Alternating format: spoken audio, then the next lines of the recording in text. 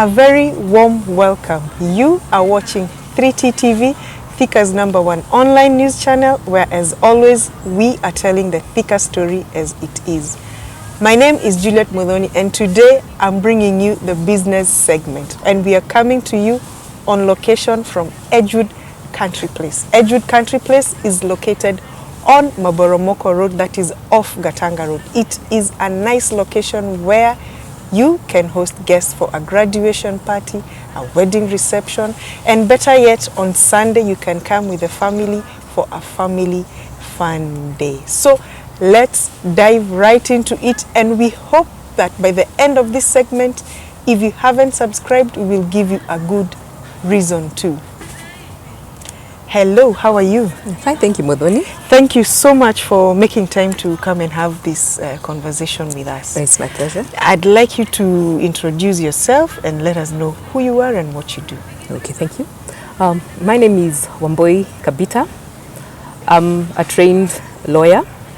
I'm an SME specialist with 8 years experience in the SME banking industry. And currently, I'm a social entrepreneur and an SME coach. Thank you for having me. Thank you. You said you're an SME specialist. Yes. There are a few things that I'd like you to help to demystify, especially concerning identifying business opportunities. We have very many people who inbox us and they're looking for jobs. And there's the notion that you can only earn if you are employed. Please demystify that for us. Okay. Before I do that, let me first explain what a business is. And it's simply an activity that involves the exchange of goods and services for money or for profit. So what normally happens is that there's so many people in entrepreneurship who actually do not know that they're in business. Why? Because of, I would say, because of our upbringing, our cultural, or I would say our Kenyan way of doing things, where you're taught and you're nurtured to soma wende ukajiriwe kazi. That's what we've been told. So in this case, we are having a frustrated youth force because there are no jobs. But nobody wants to think about business. Nobody wants to think, because business is deemed, entrepreneurship is actually seen like something done by failures in society. So if you don't get a job, you've actually condemned to, you're doomed and you failed in life. So I want to also add this, that 80% of jobs in Kenya are actually from the SME sector. The business sector is the business creators of the country. So if we don't nurture people to embrace it, if we don't mentor people towards entrepreneurship, then as a nation we would have failed. You've asked about identifying business, how one identifies business opportunities. Yes. One, the easiest way to do it is to identify a problem in society or where you stay. Identify a problem and offer a solution for it. And I'll start with an example of, if for example where you live there's no water, that's a problem. So instead of saying there's no water, that's right there, you need to offer a solution. I can either maybe go buy water or fetch water for people for a fee. That is a business opportunity. There's a story that is told of a man called Thomas Butter, who founded the Butter shoe shops. I think they are about over 80 years old in the country. And his story is that when there was the conquest for Africa, many industrialists were sending their salespeople to come and look for an opportunity in Kenya. And many shoe companies did that. But the response that was being taken back was, no, those people don't wear shoes. They don't wear shoes, so definitely there's no business for us. But a salesman from Bata said that those people do not wear shoes. So that means we have an opportunity to go there, manufacture shoes. We actually have a ready market. And that explains why that company has stood up to date, over 80 years. So if we do not identify a problem, you'll just find yourself in the same cycle of copy-pasting what other people have done. Number two, another way to identify a business opportunity is to look for a gap in an already existing industry. Say, for example, we already have our, I would say, supermarkets where people can do, or the markets that are there. But then there's a gap. People have become so busy that they don't have time to go and do shopping. Can come up and say, I'll do shopping for you for a fee. I'll be running your market errands. I'll also be doing maybe running your messaging services. I've seen people say that they do errands for businesses, offices, banking money for M-Pesa shops and the like. So that one is a gap you've seen in an already existing industry. And we have an example of, I would give an example of Uber. Yes, taxis have been there from time immemorial. But right now, they saw a gap that I need to know who is driving me, how much I'm paying before I actually leave. Number three, I'll say, and this one I think everyone can embrace, using your God-given talent, your skills, and your passion, and turning them into a business. And this is where the youth actually fall. So you've gone to school, you've done maybe engineering, and you have a passion probably for cooking. As you identify, as you wait for your job, you've applied for jobs, you're saying there's no money. But maybe you're passionate about cooking. Why not turn it into a business venture? Go do house calls, cook for people, or even start a YouTube channel and teach people how to use. We're living in a digital era. You've done electric, is it wiring? And you're saying you want to be employed and there are no jobs, and you sit down and you're crying how there are no jobs, or hairdressing. I've seen people asking for jobs and you're able to do things with your hands. So identify, look for a way to use your talent, your God-given talent, to make money. And that goes mainly to the creative industry. We are seeing our comedians. Are you seeing how much money they're making? They're making more money than the professionals or the people who are deemed to be employed. So those are the three ways I would say that majorly can use to identify business opportunities. Yes. Now, there's a term that is used, entrepreneurship. Yes. And it's quite an ambiguous term. Kindly demystify entrepreneurship and business. Where do we draw the line on what is entrepreneurship all about? Okay. Basically, an entrepreneur is a person who has engaged in a business activities and takes all the risks that are involved in creating a business. Entrepreneurship is the journey. You know, when you want to start a business, you start from the idea level. You know, it's like a thought that comes. Yes. You start thinking about this thing that I really want to do it. Now that is the idea stage of business. Then you move to the startup level. When you decide, now I have the courage to go, let me go out there and start. So you become a startup the minute you start monetizing, and that is normally a business that is 0 to 3 years. When you pass that, you get to the growth level. And then finally, as you pass the growth level and the challenges involved, you are unestablished. And this now are the corporates and the businesses that have been running for 10 years and above. So the whole, right from idea level to the established level, that is the entrepreneurship journey. The journey itself. That is entrepreneurship. The art of starting and growing your business. That is what is referred to as entrepreneurship. Now, talking about the journey, we have seen even our friends and relatives who start businesses and they don't last long. What are some of the issues that come about, and what advice could you give so that when you start your small business, probably, you know, you're a barber or you're selling fruits, what lessons can somebody put so that your business can? Thank you. So what I would say is that we've been taught, and maybe that is what makes the mortality rate for businesses. Actually, most businesses don't go past their third birthday. It's because we have a wrong approach to business. That I'm starting this business to make money. So you're driven by money. And let me tell you something, that the first 1 year you're actually not going to make much. And if we were to look at businesses as actually the main purpose of a business is to attract and retain that customer.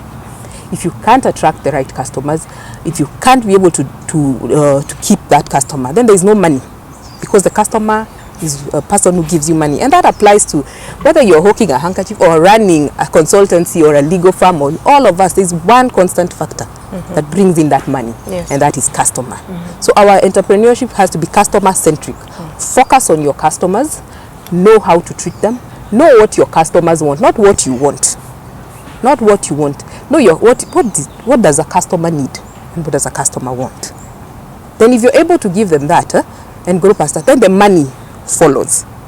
But what we do is, in fact, that's why you find the issue of copy-pasting businesses. I come and ask you, oh wow, you seem like you're doing well. In fact, I can look at you and think, wow, you're doing well. So what business do you do? Yeah. And the next thing, because I have some little money, I'll go do a business because it brings in money. In fact, you say, your biashara ikona do. That's what they say, yeah. And we've seen that. And as Kenyans, if we never learned from I think it was the quails. Did you yes. When everyone else went for the quails and it became the biggest scam. And then we went up to the other SMEs when road construction was a thing. And as long as you could afford that tipper truck, because it's higher because you just ask someone, how much is it? It's 3.5 an hour. You go get a 6 million loan to buy. If you went last year at the auction yards, someone said it's full of those trucks because you were driven by the money. So you can't think of anything else past. If it doesn't give you cash, you don't know what to do with it. You can't innovate something else that you can do with these trucks. So I wanted to also point out the issue of copy-pasting. You walk into an exhibition and everyone is selling the same things. Sure. Selling the same thing just because we're assuming that I've seen it makes money for you. This is a business that makes money for you. Yeah. So I think I've answered your question on that. Yes. So thank you, Wambui, for those pointers. Now, there are very many young people who are looking for jobs. What advice would you give them in light of starting small and starting with what they have and where they are? Okay, thank you. I want to speak to the young people and tell them the reality of the matter is there are no jobs. There's a scarcity of jobs. So what you do is start with what you have. If you don't have the money, you have a skill that you can offer. You're lucky that this is a generation that has social media available. Advertise what you can do on social media and stop this notion of saying that you need to have a particular amount of money. You need to have a particular amount of money for you to start a business. So you'll ask someone and then they'll tell you, no, I'm waiting to open a shop or to start a shop with this amount, but I only have this. So what we're telling you, if you have 1,000 shillings, start with it. Go, buy your goods, sell from a profit, reinvest in it. And there's no business that is embarrassing. There's no business that is shameful. If at all you have capital, maybe to go sell melons, go get your melon, sell your melon, part a profit, reinvest it in business. So the only way you're able to grow is, of course, definitely reinvesting back what you've invested. If you're a creative, please stop saying, because I've met a couple of young people who will tell you that they're talented, but they can't afford to pay for, I think, the video sessions, or they can't afford to buy a camera. Start with your phone. Basically, what we're saying is start where you are and start with what you have, and everything else shall follow. When you look at many of these big enterprises, they started as very tiny micro enterprises, and they were able to overcome the challenges and just grow because of that belief of starting small. Thank you. Awesome. Now, we've spoken to the young people. These young people are under parents and guardians. And the parents and guardians, more often than not, they dictate the journey or the path. What advice then will you give to these parents? First of all, I would say education is very, very important. But we have this push that you need to go to school so that you can get a job. And that is what is leading to the frustration in society. I personally believe that education should be for self-reliance, because there are skills you've learned, there's knowledge you've learned. So I want to tell the parents that if at all your child is passionate about something, nurture them and embrace whatever they are. Right now, the people making a lot of money, you're seeing that the comedians, the people with talent. Actually, it's what you're good at and what you can do with your hands. We see these are the professions that are actually bringing in money. So don't despise those humble beginnings. Don't tell off your child, especially when it comes to when they come to you to tell you that they're not interested maybe in what they studied, but they know they can make money from a creative angle or something, a passion in a particular business.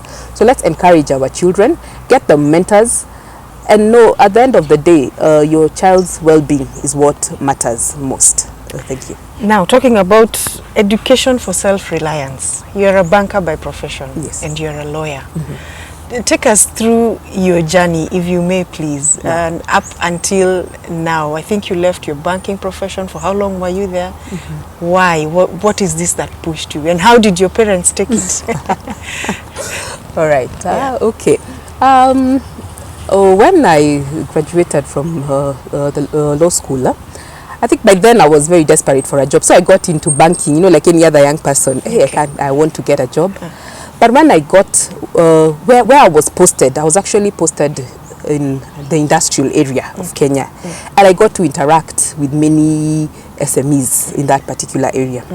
And from there, that's where my love for businesses developed. Because I actually realized that businesses need more than just, when you're in the banking, you offer financing.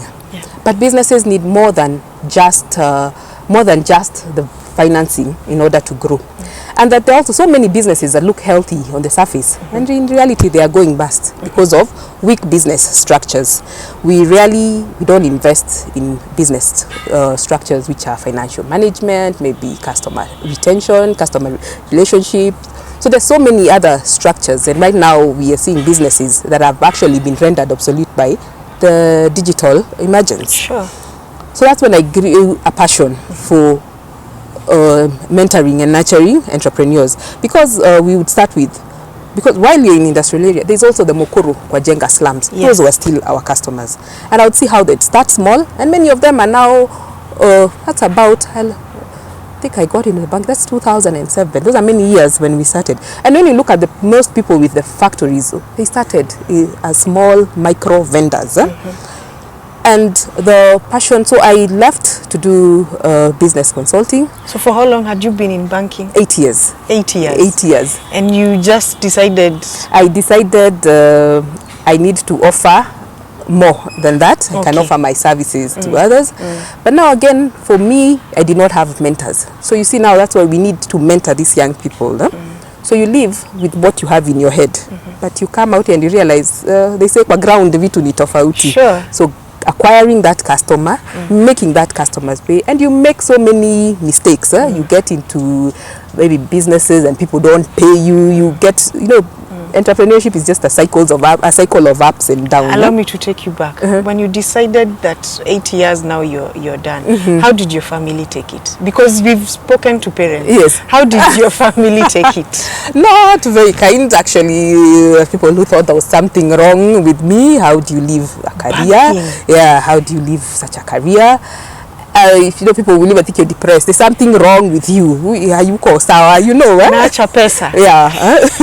But there's something. In fact, when you feel there's something that drives you, there's something that drives you to want to bring change, and to want to just mentor this generation, to want to just mentor these people. And I always say, we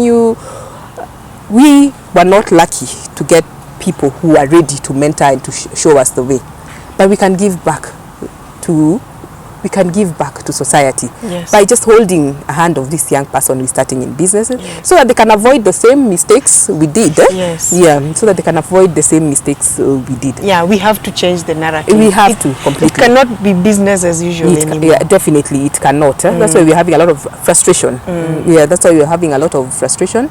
I'm actually the founder of a social entrepreneurship called Fempreneur Kenya.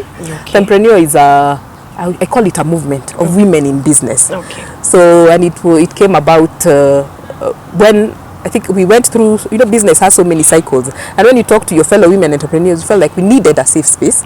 We needed to train people. So to nurture, mentor, inspire and grow women entrepreneurship by equipping these women with business knowledge, skills, and connecting them to networks and markets. Okay. So that's what we are currently working on. Okay. Yes. Now, if there's somebody who would like to contact you, social media handles or a phone number through which they can reach you. Okay. All my social media handles, Facebook is Wambui Kabita, Twitter at Wambui Kabita, Instagram Wambui Kabita, and you can call us on 0777 996010.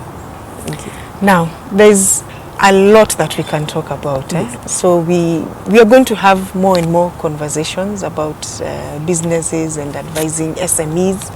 And as we've said, it will not be business as usual this time around. Yes. So thank you so much for your time. Thank you.